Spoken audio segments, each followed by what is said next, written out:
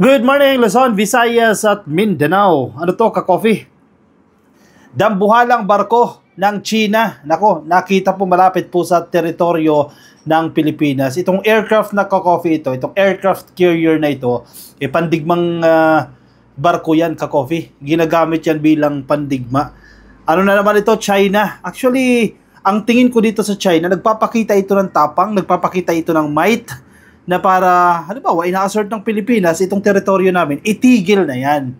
Para yan ang gusto nila sabihin dyan eh.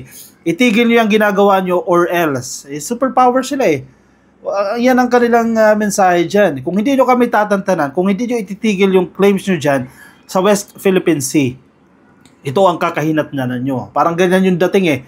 Yan yung mensaheng gustong iparating dito eh. Kung baga nananakot, ipinapakita ng China kung paano sila o kung gaano sila kabuli dito. At ang masaklap dito, ka-coffee ha, itong narrative na to ay suportado ng ilang mga opisyal at dating opisyal ng gobyerno ng Pilipinas, Harry Roque, Amy Marcos.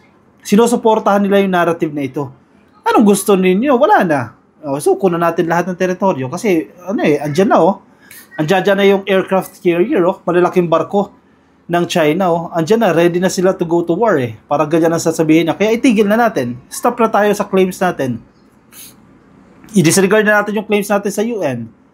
Na may ruling na dyan na sa atin ang teritoryo na yan. Itigil na kasi ganito kakahinatan na natin eh.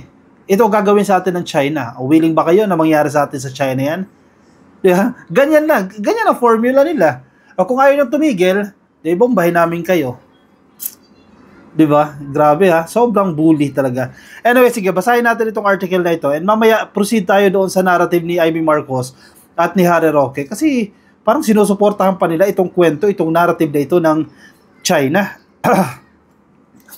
Yan nasa balitang yan, ka-coffee ng Inquirer.net. West Philippine Sea, Chinese aircraft carrier spotted off Luzon. So parang pinapaligiran ng Pilipinas. A Chinese aircraft carrier was reportedly spotted off the western part of Luzon Island in what a Filipino security expert deemed a calculated move to punish Manila for its strategic actions in the West Philippine Sea dispute. So, kung paano tinitingnan yan, itong security expert na ito, yan daw po ay planado. Yan po ay calculated move bilang parusa sa Pilipinas dahil sa pag-assert natin simply ng ating teritoryo. Ina-assert lang natin yung ating teritoryo sa amin yung teritoryo na yan. Ang masaklap din, sinusuportahan ng kapwa natin Pilipino itong bullying ng China.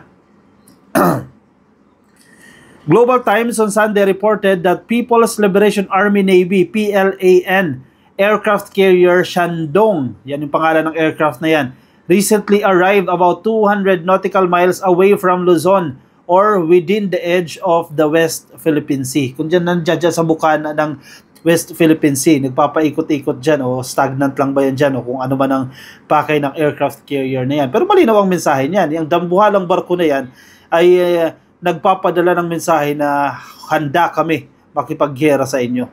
The West Philippine Sea Monitor Ray Powell said it is hard to determine the exact location of the aircraft carrier which was only commissioned in 2019. Biruin mo 5 taon pa lang yung barko na yan. Bago yung barko na yan dineploy agad ng China dyan malapit sa ating sa bukana ng West Philippine Sea. Unfortunately, I can't see the PLA Navy very well. Powell, program head of Stanford University's Gordian Knot Center for National Security Innovation, which monitors Chinese vessels activity in the South China Sea. Yan po ang kanyang pahayag dito sa Philippine Daily Inquirer. Powell said this is due to the aircraft carrier's automatic identification system o IAS being turned off. Siyempre, makabago na yung teknolohiya ng China na yan, hindi agad-agad basta-basta ma-detect yan ng kung anumang monitoring device, no? Siyempre, advanced na sa kanila yan At disadvantageous sa kanila yan once na na-monitor yung activities nila dyan sa West Philippine Sea. So, naka-turn off daw po yan yung monitoring na to. Itong IAS ba to? Anong tawag natin dyan? Itong automatic identification system, naka-turn off po yan. So, it is impossible or hard for any monitoring device to detect yung exact location nila. Shandong, one of the 2 aircraft carriers under the PLAN's fleet, is also likely on a scheduled exercise in preparation for a potential voyage into the West Pacific Ocean, the Global Times also reported. O baka naman yan lang talagang purpose, di ba? Pwede naman yan lang yun 'Di ba? Hindi naman talaga dahil sa nangyari sa pag-assert natin sa teritoryo. Kasi anong mali doon, 'di ba? Ipinaglaban lang natin yung teritoryo natin. Ang problema, ito ang problema, Ka-Coffee. Kapwa natin mga Pilipino, ang sinusuportahan nila yung argumento na itigil na natin yung claims natin dyan sa West Philippine Sea. Tama ba yun? O, dito muna tayo. 2 tao ito, Ka-Coffee, ha? 2 tao. Si Harry Roque at si Amy Marcos. Teka, ba't binura? Teka ha, binura na ba? Ayan, hindi pa. O, si Harry Roque, tinan mo. Parang hindi opisyal ng gobyerno dati, oh. Ano sabi niya? Hayan na. O, di ba? Parang tinatakot yung mga Pilipino. O, ayan na. O, ayan na yung resulta ng ginawa ni PBBM. O, dahil sa naging move ni PBBM na i-assert yung ating teritoryo, ito na ang nangyari. So, parang naninisi ito. O, dahil sa iyo, Presidente, ito mangyayari sa atin. Hala, ayan na.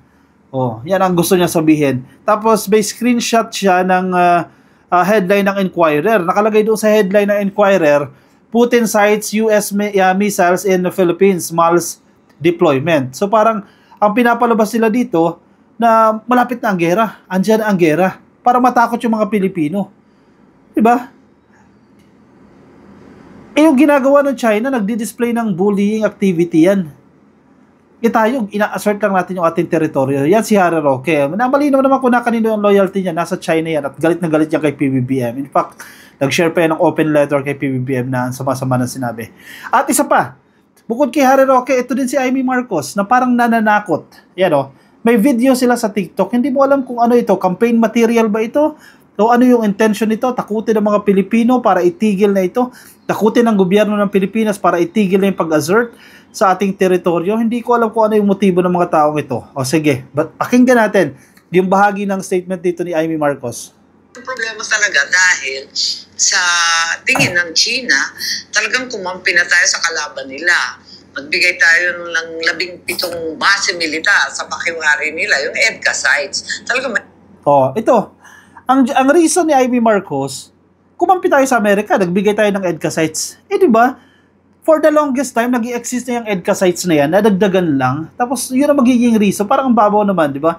Yun ang magiging reason ng China kung bakit nila dineploy yung mga kung ano mang assets yan, o yung pinakamalaking barko nila, o dambuhalang barko nila, bakit nila dineploy sa bukana ng West Philippine Sea. Dahil kumampi tayo sa kalaban ng Chinese, ang Amerika, sa pagbibigay ng mga EDCA sites. Matagal na nag-i-exist yung EDCA sites na yan eh. Yung Visiting Forces Agreement, nag-i-exist na yan. Bago pa ba numupo si PBBM? Tapos yun ang reason nila. Alam mo, ang basa ko dyan, naghahanap lang sila ng dahilan para masisi ang gobyerno, masisi si PBBM, masisi yung foreign policy ni PBBM. If ever mag-escalate yan into a war or kung ano man yan, naghahanap sila ng dahilan. mainit ang ulo nila. Natatakot talaga ako habang umiinit diyan sa West Philippine Sea, may nakita ako na plano ng China na gagamitin yung hypersonic missile. O yan. May plano daw. Ano to? Blueprint? May nakitang plano si Amy Marcos. Di ba? Parang... Ikaw pa talaga nakakita? Ganun ba kalakas ang opisina ni Senator Amy Marcos? Nakita niya raw itong plano. Nagagamit daw po ng hypersonic missiles itong China. Ano tong plano na to? May strategy lang yun eh. Sa higpit ng China, hindi nila basta-basta ilalabas yung plano na yan. Siguro, ang nakita nilang plano, feeling ko galing din kay Harry Roque, sa kampo ni Digong yung plano na yan, decoy lang yan. Keme-keme lang yan, para manakot. Diba? Sa tingin nyo ba, very strategic ang China, ipapakita, ganoon sila magiging irresponsable na lumabas yung plano na yan? Definitely impossible mangyari yan. Sa wais ng China, hindi basta-basta lalabas yung plano na yan. So, ang basa ko dyan, yung plano na nakita nila yan, ay planted para matakot ang Pilipinas. Para takutin ang gobyerno ng Pilipinas na itigil na natin yung pag-assert sa ating teritoryo. Hindi ganyan kaeng-eng ang China na ipakita nila basta-basta ang plano. So itong ina-assume ni Amy Marcos na may nakita siyang plano, hindi yan ang totoong plano, which is posible na part lang yan ng strategy nila para matakot ang gobyerno ng Pilipinas. Sino ka, di ba? Para ipakita sa iyo yung plano. Ano ka, consultant? consultant ka ng Chinese, ng China. O, Madam Amy Marcos, so ito po yung plano namin, itong gagawin namin sa Pilipinas. At may in-identify pa raw na 25 spots daw na bibirahin itong hypersonic missile na yan. Ay, nako. Hindi naman nila iniisip na lulusog dito sa Pilipinas yung katakot-takot na army nila, mga navy nila. Hindi ganoon. Ang plano, air. At ang plano yung hypersonic missile at nakatakda na yung 25 na target nila. Kitang-kita na. Oh, kitang-kita na raw niya. Kitang-kita na ni Senador Amy Marcos yung 25 sites na daw yan na bibirahin. Grabe, ha? Sabi ng US, hindi daw nila kaya labanan yung hypersonic missile. Mas lalo akong ninervyos kasi akala ko... Oh, pati US daw, grabe, sobrang lakas si Amy Marcos, ha? Sinabihan na siya ng US na hindi raw kaya ng US. Ang US ba may naatrasan? Hindi raw kayang labanan ng US itong hypersonic missiles na yan ng China. Hindi ko alam kung ano to, nagsisinungaling ba to si Amy Marcos, nag-iimbento ba to, o kung ano yung kanyang motibo dito. Missile, meron yung ibang bansa yung tinatawag na Iron Dome, hindi makapasok yung missile. Kapag hypersonic daw, kaya pumasok. Ganyan lang kadali. Naging scientist na naman si Amy Marcos dito. Basta hypersonic missile daw yan, kaya pumasok. Naniniwala ba kayo dyan? Ako hindi ako naniniwala. Coming from Amy Marcos, part lang ng strategy nila yan, ka-coffee. Kasi nagsasabay-sabay yung strategy, ginagawa ng China, ini-insist nila, wag nyo kaming kalabanin dahil mapupulbos kayo. Yan ang narrative nila. In short, kung kiniklaim ninyo yung teritoryo na yan, itigil nyo na yung pag-claim nyo yan dahil ito mangyayari sa inyo. And then sinusuportahan siya ni Harry Roque, tatakutin ni Harry Roque ang mga tao para magalit ang tao sa foreign policy ni PBBM at magalit kay PBBM. Si Amy Marcos, ganoon din. May nakita daw siyang plano, para matakot ang gobyerno dahil gagamitan daw ng hypersonic missiles ang 25 na lugar dito sa Pilipinas. Same narrative, ka-coffee. Ano yan? Parang ano lang yan eh. Parang dalawa kayo magkapit-bahay, no? Dalawa kayo magkapit-bahay, isa mayaman, isa mahirap. Itong mayaman na kapit-bahay mo, kinuha yung manok ng mahirap. Diba? Kinuha yung manok, dinala sa bahay nila.